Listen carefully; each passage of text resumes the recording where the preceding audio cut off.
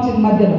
అంటే ఒక్క మామూలు మహిళ భర్త దొంగతనం పేరుతోటి ఒక ఉన్నత వర్గాలు కేసు పెట్టి ఇబ్బందుల పాలు చేస్తే చేతిలో సంఖలో బిడ్డ, కడుపులో మరి రూపం పోసుకునేటువంటి బిడ్డ యొక్క సినిమాను అద్భుతంగా మన ముందుకు తీసుకొచ్చింది.